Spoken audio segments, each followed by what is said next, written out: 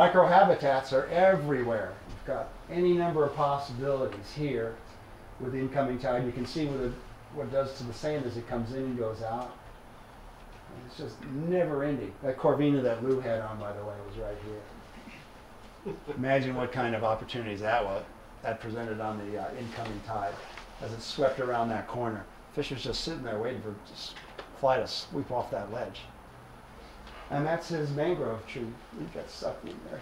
Why don't you go find his rod?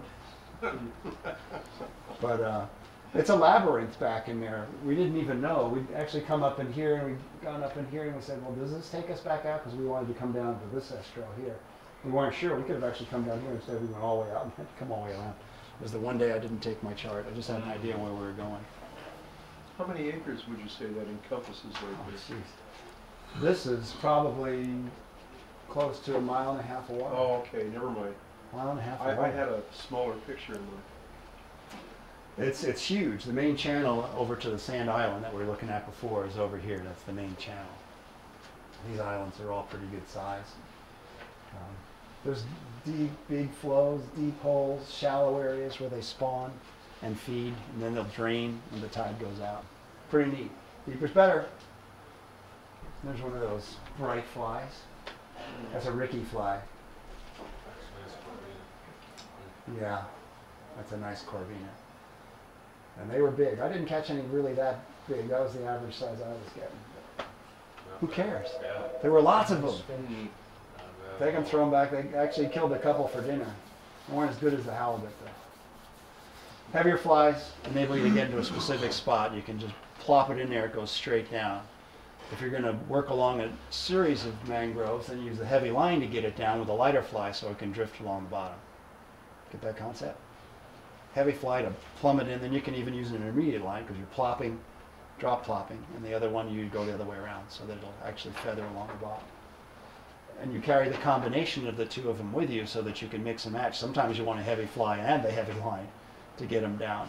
You know, if you're in one of those real deep main channels with 2 knots of current, it has to be down now. Bullet weight, everything, not fun to throw, but it gets down. And it's in the zone. And being in the zone, getting down there is everything. And most all of our fish are on the bottom. Snook, probably the exception. But it's too long. The outsides of the bends. This is actually the estro that Gary likes to fish. The camp was right across the river, and this was spotted bass territory. I didn't know those guys ever figured out what was going on back there, but all the way down the coast for the next mile is nothing but spotted bass 2 at a time. And they were all like this. All of them. I mean 2 at a time. You were 2 flies on the line. doing really good. A shrimp pad on the bottom, worm on the top, this far apart. Wow. And then later 2 fish at a time, you'd get boom, and then just leave it there, count to 10, and boom, it'd get heavier. And those are all 14-pound tests, up to 20, didn't matter. They were just going to hit it. It's crazy. But the outsides of the bends, you can see in the water, it makes that turn, that's where it's going to be. And same thing down here, up and around here, same thing. You can stand there and fish those bends when the tide goes out, same thing there. All the way up in these little tiny creeks, and there are fish back up in there. A little hard to cast to them sometimes, but you can get at some of them. And this area here, this is probably 100, 150 yards across that flat and channel. It's pretty big water. And you can drift in with the tide, and you can drift out with the tide. Home for lunch. Catch the next tide. Let that work for you. If you're battling it the other way, then you're paddling to work hard to get up against that stream, making more noise, and then you've got to drift back against it. You're going the wrong way. The current, you can just fish, not even do anything. The paddle stays stowed the whole time. Or your engine off if you're in a ponga or something. Let the current do the work. Use a push pole to position your boat, whatever you want to use, just like you'd use in the Keys. Simple. Or paddle, just a little something. Using the current. Saves a lot of paddling. Change locations to maximize the current flow. At the key holding areas, if I want those specific bends in an area where I really think looks good, I got to plan to be there when that tide starts to move on it, so that I get the maximum effect out of the reason I went there in the first place. Kind of important. Change locations to maximize travel during slack water to meet the next tide. Right? It's nothing going either way. It should be easy. And you got to factor the wind into that too. Here we had that northwest wind, and so it's better to go upwind early and take the wind home. In fact, you make a sailing rig for your kayak. You can go a long way up with it, sail home, without even putting a paddle in the water. Really smart. And that was the average sized bass. And that's a big one in San Diego, right? 1 to 2 pound bass is a big bass. And that was pretty much average. There were a lot of smaller ones too, but the average ones, we had bass to 5 pounds. 5 pound spotties, that's a huge spotty. But that means there's plenty of food. And for some reason there was a bunch of flat area over there and they weren't dredging for shrimp over there, which is why the bass were still there. It became really apparent they were doing the deep water thing for the shrimp, right? Trawling. And they weren't doing the shallow flats for obvious reasons because they pick up all kinds of snags and everything else. But the bass were more than happy. The good populations of bass were definitely where they weren't doing it. The bahas and bocas are dangerous waters. There's a lot of current. There's a lot of wind because it's more exposed, and there are larger fish, mainly Disneyland creatures, that you need to be aware of there. You have to study the entradas. You want to paddle out. Most of them are elevated grounds, as you can tell from the satellite pictures we looked at earlier, and we're going to look at again. You sit above there, you can get a pretty good idea of what's going on. An incoming tide is going to bring bait fish into your bait species. The outgoing tide takes food to the big boys sitting outside, so you're going to be watching for rips in the current, birds, and boiling fish. They are going to be on the surface. And of course those things work the edges of all those currents, work the edges of the vertical drops. The current, we'll look at a couple of those. Don't get locked in just because you think that's going to produce fish. If it isn't doing it, change. Plan B. Each day when you go to one place, whether it's in Magdalena Bay, whether you're walking the beach here or on a trout stream, anybody like to sit in that one hole because they caught 100 fish there last year or whatever? Yeah, well, I always catch a big fish here. Well, they're not there, or they're not biting, or somebody took him out because you put him back. Move on. Find your adventure somewhere else. Don't get locked in, because you'll generally miss the tide when you're being out of position for the rest of your day. And have an escape plan. If it gets ugly and you're out there fishing, you need to know which way you're going. It may not be towards home. It may need to be safety downwind. Right? You need to know where you're going to go and what you're going to do, and have the equipment with you, as when we talk about safety, that you can spend the night by yourself while everything calms down before you head back to camp the next morning or later in the evening, whatever it happens to be. So a headlamp, your wind jacket needs to be with you, maybe some matches, right? Plenty of water, some food, so you're not going to starve. Little things like that. But you may need to get out of there with these bocas, right? Because it gets too windy. Some of the pangueras won't even go out through them. It gets really rough on the outgoing tide against the wind. Huge, huge. You can see on these bocas here, this is outgoing tide against the wind. Those are serious breakers. And you can tell where the current's coming from, right along the shore, right in here. You can see which way it goes when it comes in. And the pattern of the wind, where it's going to be rougher in here because of the wind versus out of the wind, closer to the shore. You get up here and watch it for a while, or cycle, or down here. Your outgoing tide is making a wall. There's an edge line right there. This is probably not sand. It's not a sandbar. That's current against wind, making all these edges. What's the dimension there? What's the size of the mountain? This one is wide. This is probably close to a mile across here. This is taken from Google Earth? Yeah, yeah. Yep. And those are huge waves to be able to see it. Oh yeah, yeah. That's nasty stuff. All caused by current. I think maybe some shallow water in here, and maybe a little pushing off the bottom. But this is definitely shallow here. There's a bar here. As it comes over here, you can see the piling up. The wind is piling water up on the bar, so you know what that's doing to the fish. There are going to be fish off the edge of that, for sure, and around these tips where they've got a little protection and they can just sit there without fighting current. Without an incoming tide, for example. So you got your hands whether you're wide exposed. If it gets too gnarly, you may have to back off, come back into here and rest, or go around the corner and get out of it. The nice part about being down here, though, there's fish everywhere. You're just going to have to change your patterns and go do something else. So you don't get a white sea bass today, or the tuna that's sitting right outside there, or a shark shows up and you see that. Well, that's time to leave. You can have the tuna today. We're going to go do something else. And there's plenty of activities. We just imagine an incoming tide. This is going to get a pretty good flush. It's getting everything straight on. So might be a really good place to hang out. nice deep channels and holes. We can work on either side of that. Of course, we'd have to pinpoint those ahead with our GPS, and then if you're really smart, you'll have a little fish finder with you, those like SmartCast ones. They have the wrist TV. You can carry. I carried one of those with me on the trip. It failed about day 3, but I always knew how deep where the drop-offs were, and that was really important.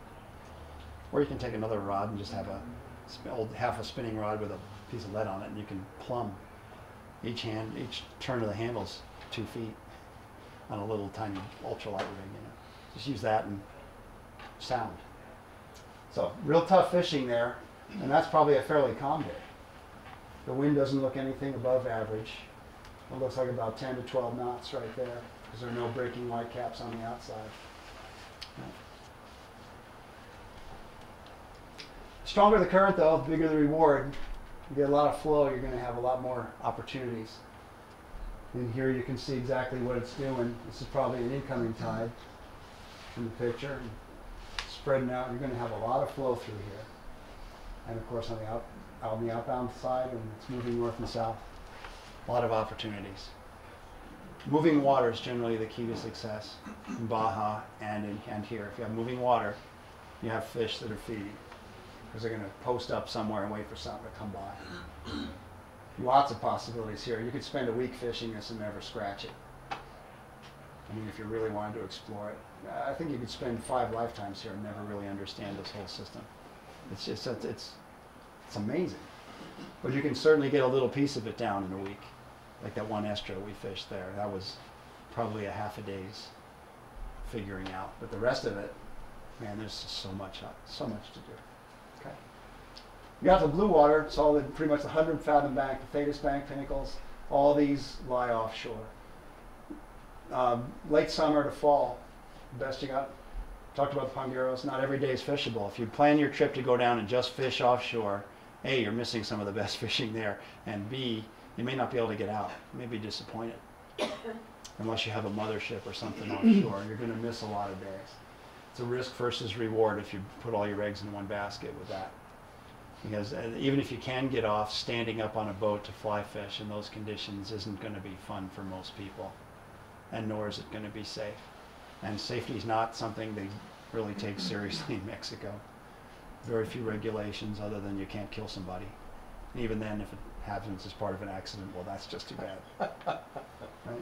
And I presume it's getting better somewhere, like La Paz is great, but other than that, I wouldn't do it. Staying closer to home on those days is probably better. You find something else to do in the estros. Get out of the wind, say, I'm just going to have fun fishing. Be in one piece, not be puking up my lunch. It's a whole lot better.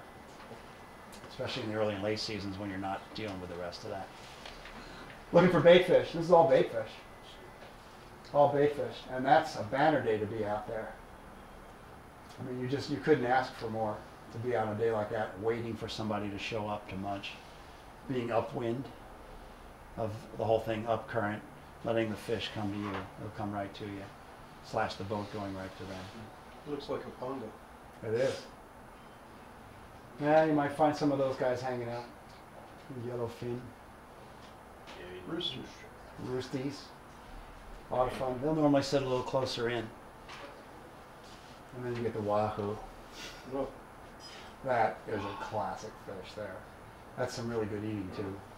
Wire leaders for him. Talked about it not always being a fun day to be out there. Pretty nice loop considering the conditions. He's getting some cheering from his partner there.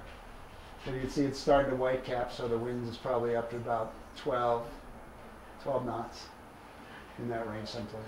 So they're a ways offshore. Safety, the thing to remember is that you're on your own down there. You're responsible for yourself and your buddies, and you got to go with the weakest link. If some guy is a 12-year-old in a kayak, well, you're not going to take him out through the bocas to go fish for tuna, because he doesn't have the stamina to make it back. Likewise, even in day excursions, you got to keep track of the last guy in the party. And ideally, you should always be fishing with somebody else, both not only from a standpoint of something happens to the boat or anything else, but in case you find banditos or something that's not going well, at least you got somebody else. Maybe you can both hide and split up, and somebody can tell the story. Just remember, you're on your own. Anything you need, you got to take with you. If it's first aid kit, If it's communications, you have to take it with you. The language barrier can be solved either by learning keywords in Spanish and or taking a phrase book and a dictionary, because you can do pointy talkie if you get stuck, right? For various things like you need food or transportation, you can open up the book and point to it in the dictionary and the guy will know exactly what you're talking about. I highly recommend that in any country you travel to. Make sure you have some basic phrases down, and like, where's the bathroom, right, ladies?